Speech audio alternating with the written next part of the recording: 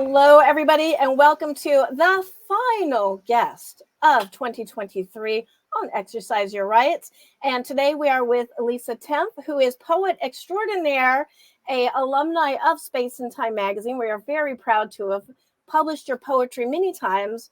But also, I just went and looked at your bio. You have a ton of writing credits, including columns written for the Creemore Echo, which is an independent newspaper in Creemore, Ontario, appearances in 6 Chicken Soup of the Soul anthologies, which is, that's been like a bucket list of mine to get in one of those someday. So I might be asking you for tips later.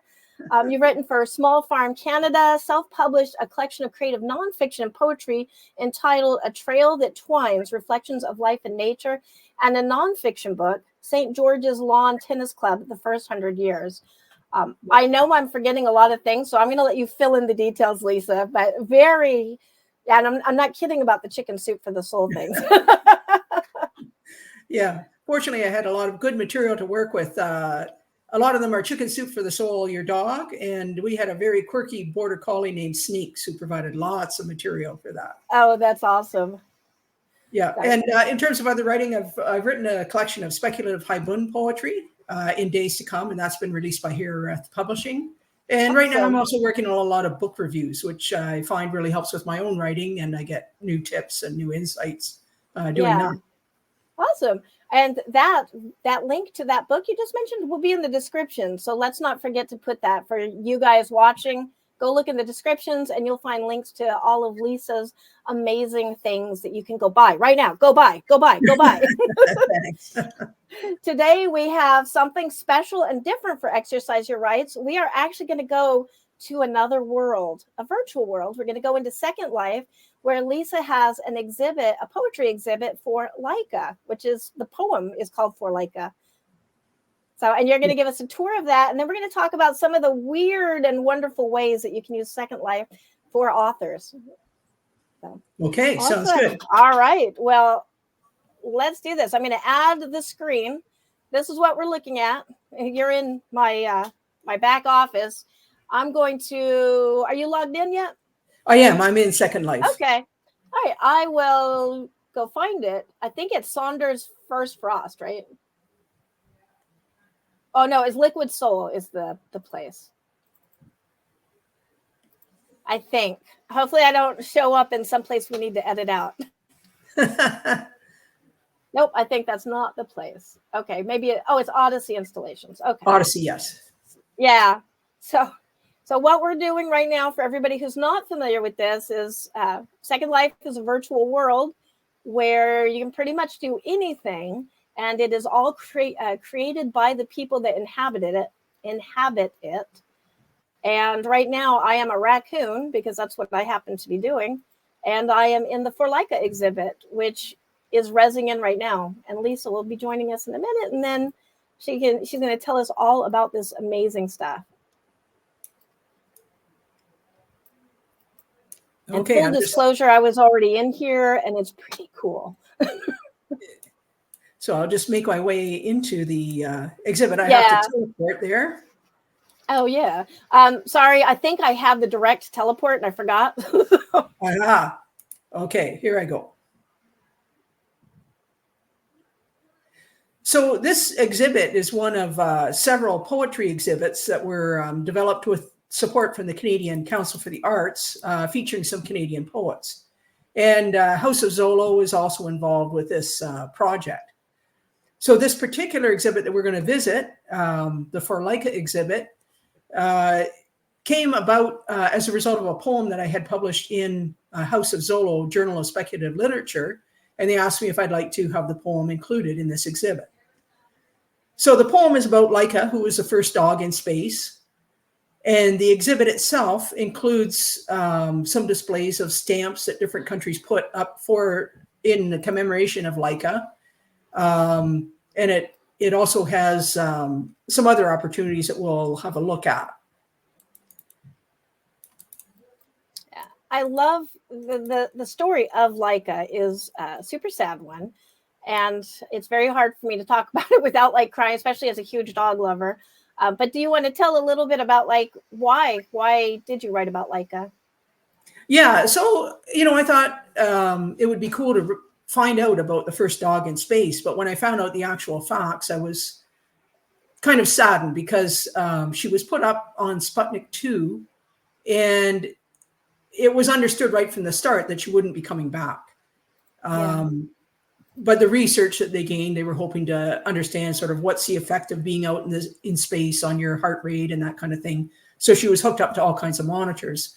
And apparently Laika had been a stray dog that they brought in, and along with a bunch of other dogs, she was one of the candidates for this trip. So being somewhat naive, I thought, oh, wow, this is a story maybe a lot of people don't know about. And I wrote this poem. But only after writing the poem did I realize that a lot of people, particularly in the Science Fiction and Fantasy Poetry Association, have written poems about Laika too. But nonetheless, I wrote the poem, and it was published in House of Zolo and then included in this exhibit. And part of the reason that I was so excited about it was to spread the story of Laika. So what the creators of the exhibit did is one of the things that we can see right in front of us here is a display saying, free Laika. And I'm not sure if people can see it, but I have a Laika beside me.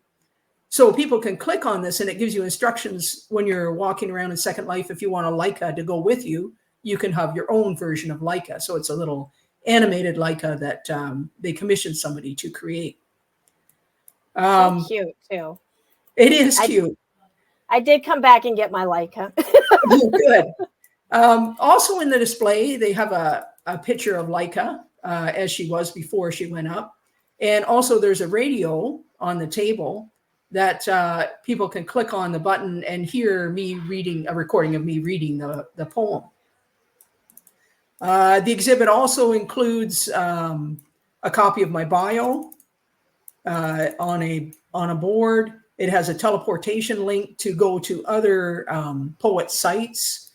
And then there's also a board that has a rotating display of different stamps from different countries of Laika, commemorating Laika. And it's really interesting how she's captured the imagination of so many people across the world, really, who have done this commemorative stamp activity.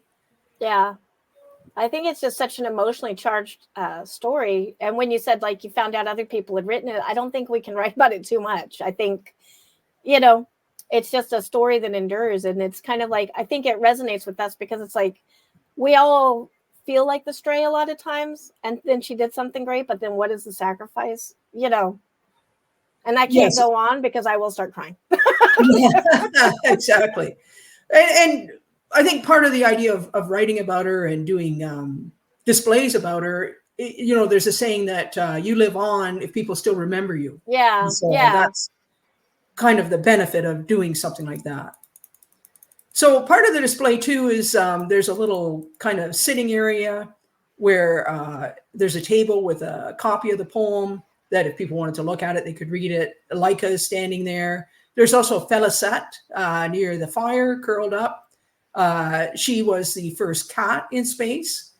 She's a different story, but they included her in the exhibit too. And then in this little room, there's also some stamps displaying Laika as well. Again, kind of showing the whole gamut of different pictures of her and how she's been seen. So did you want me to read the poem? I absolutely would love for you to read the poem. I think it's so very cool that we can be doing this right now in this. I'm in Brazil, you're in Canada, and yet we can be here in the same space sharing your poetry in this exhibit. It's amazing. Okay. So here's a poem. It's called For Laika, the First Dog in Space. All those days, those cold and lonely nights, a stray scrounging for food through Moscow's lean streets, enduring the booted foot, the cast stone, the winter wind's bitter bite. You never sought to fly so high. Those who found you had other ideas, and it must have seemed pleasant at first to have so much attention. The photos snapped before Sputnik 2's launch show your face, open-mouthed and eager, up-pricked ears bearing a jaunty forward tilt, as though you couldn't wait to set your feet on adventure's bright path. After blast off, when you felt the press of gravity's iron paw and heard the rockets howling like some relentless predator racing in pursuit, it must have made your previous tribulations seem trivial. It's said that overheating caused you to succumb to death's light embrace after your capsule completed a few circuits of the Earth. Perhaps that's just as well. This was, by design, a one-way voyage. Alone, at the end, did you regret you never had the chance to tell them? You'd have happily settled for a good long car ride with your head thrust out an open window. So that's the poem. I tried to kind of imagine what must it have been like or felt like for her, being a stray dog, then being in the kind of the laboratory setting, and then being in this rocket and thrust up into space. Yeah, that's all right. Sorry, I'm like, very beautiful poem, Lisa. Thank you.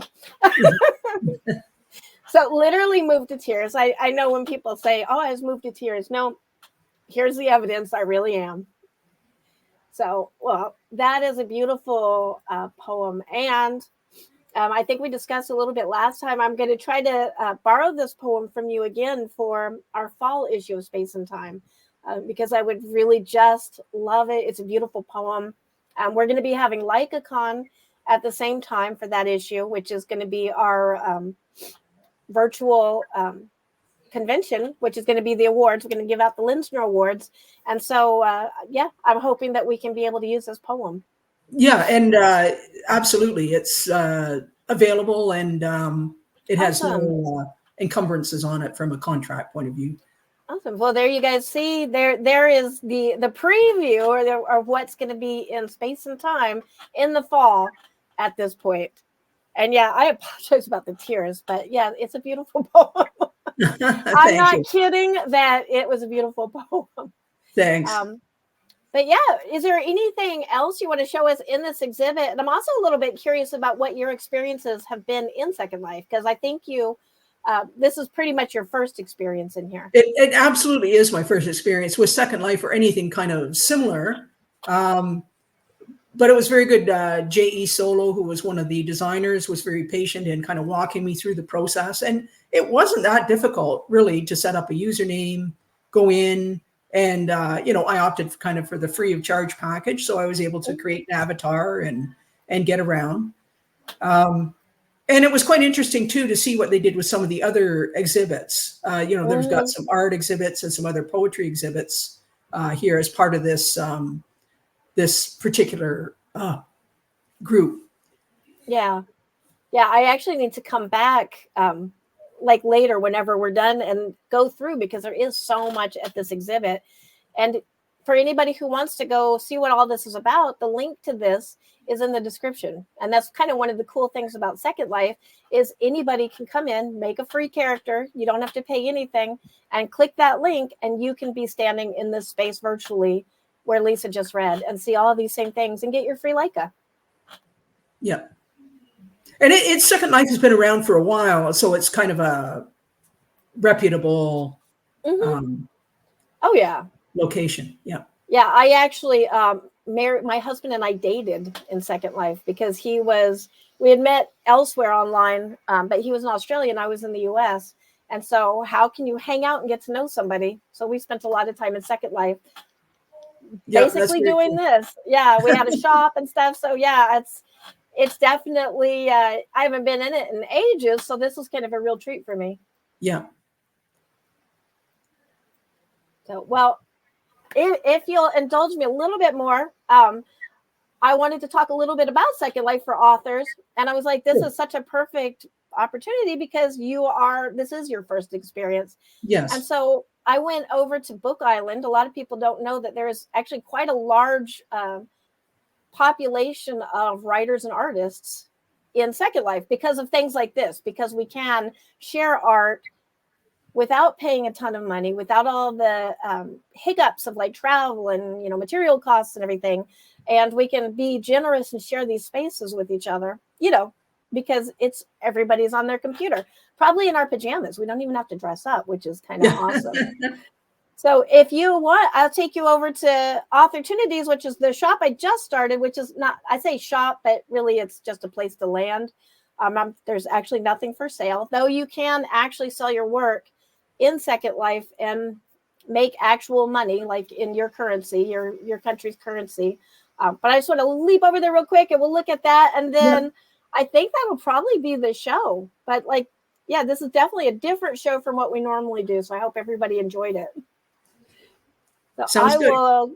I will call you. I'll go over there and then I'll send you a teleport back. Sounds good. And I haven't been in here in a long time, so I did have to come in here yesterday over the last couple of days and remember all the things. Like, how do you do that again? Oh yeah, okay. So I'm going to go over to my friends. Yeah, here's where I'm like, oh shoot, I should have. I didn't check that out. Where's my friends? People, because everything has changed in here a little bit. People. All right, so let me look up you, and then I'm going to send you a teleport. Sounds good. Offer teleport.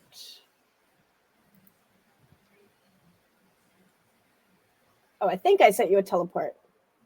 Oh, there we go.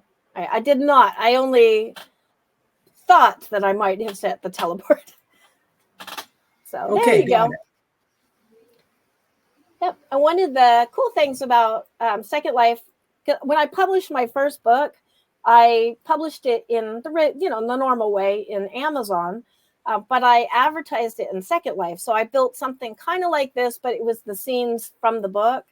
And then there were things where people could click on that to go to the Amazon page if they wanted to explore the book more. And it wound up being really successful. I didn't realize it at the time, but I was doing $50 in royalties a month off a no-name, nobody knew who I was, first book. It's pretty crappy. Don't read it. But I attribute that to Second Life, how easy it is in Second Life to do things. So that's kind of why I wanted to also do build something to show people educationally what you can do here. So I have comments on the wall, basically your blurbs. You can click on it. And I know you can't see it on your screen, but I've got a thing that pops up so that somebody can just go visit that page. And that is kind of, before it would lead directly to my Amazon sale page. Yeah. And now it leads to the newsletter, which I don't know if that actually went through on the stream or not. So I can splice that in to show everybody. But yeah, basically, it doesn't. But yeah, basically on my screen, I've clicked over into the real world, the newsletter of Authortunities. And that can be your book, that can be your YouTube channel, basically whatever you want. You can give things away. So I've got the little book over here, which is like a little mock-up copy of Authortunities, which is not a book, it's a newsletter. So don't go looking for it. But if you click on it, as you can see on the screen, it again takes me to that other page. So if somebody wants to go there, but I'm giving this away free on their marketplace, which is basically Amazon of Second Life. And then because it's a free thing, people can get it and then they can click on it and go there. That's how I advertised end of May. I had a little first chapter printed up in a book that people could hold up and actually open and read.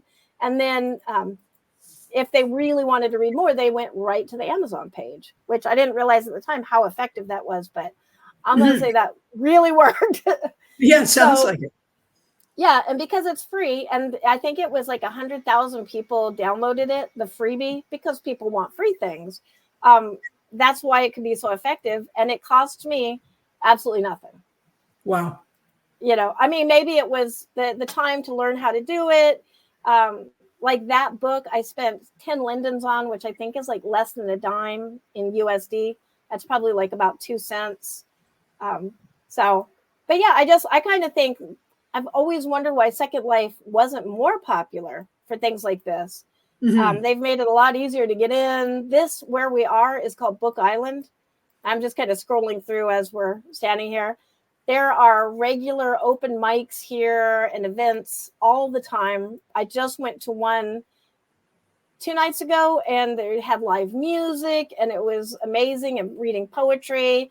And there was poets from the UK and poets from Canada and poets from Singapore. Like, and it was really, really fun. And this is all as close as, you know, just getting your free character and coming in and having fun and hanging out. So, but yeah, that's pretty much it. I won't, you know, start like preaching, like, come join my church.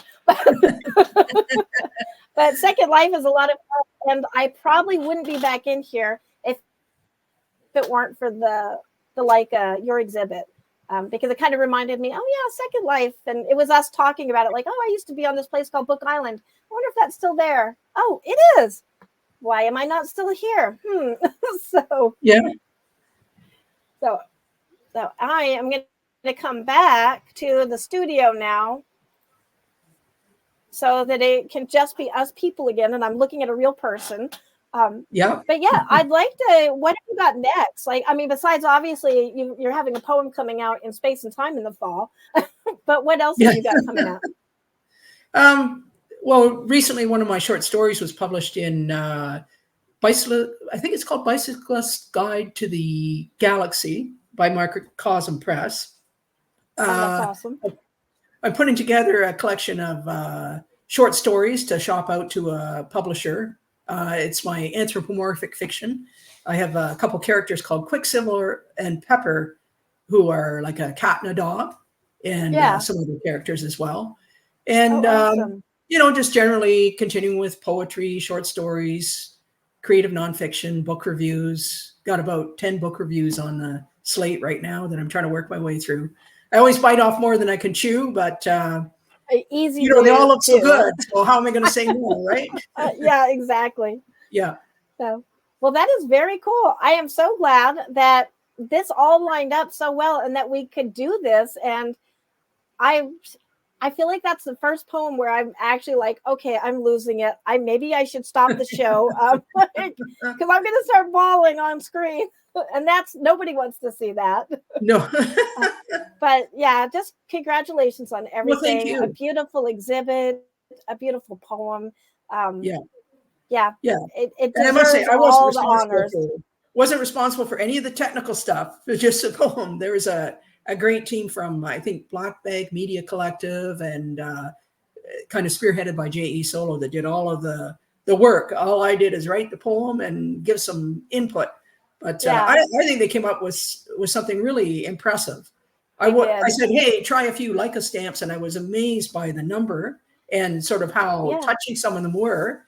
And this idea of, you know, the little Leicas and stuff was pretty neat too. So it's kind of fun to collaborate and see how it all comes together. And I think they did a great job with it. Yeah. Well, I can think of no better way to end the season of Exercise Your Rights on the HWA channel than with speaking with you today and taking this wonderful, really cool and different tour. Well, thanks so much. And thanks for the opportunity. Oh, absolutely. Everybody go down to the comments, and you'll see in the description, sorry, not the comments, but you can also go to the comments, leave a comment telling Lisa how awesome this is. But look in the description and you'll find the links to go find Lisa, support Lisa. Also, how you can go see the Leica, because it's on till March, I think you said, right? I think it's until March 1st, 2024, I believe. Okay, yeah. So you still have a chance to go in there and see this. If you're nice to Lisa, she may give you a personal reading in it. I warn you, bring tissues. But yeah, thank you so much for being here. The last show of the season will be next week. I will see everybody then. That's just going to be me recapping everything that's happened over this year. It's been a great year. And on to 2024. On to 2024. Thank you so much for being here. And I need to go recover now and blow my nose. Thank you. Absolutely. All right. Bye, everybody. And I will see you next week.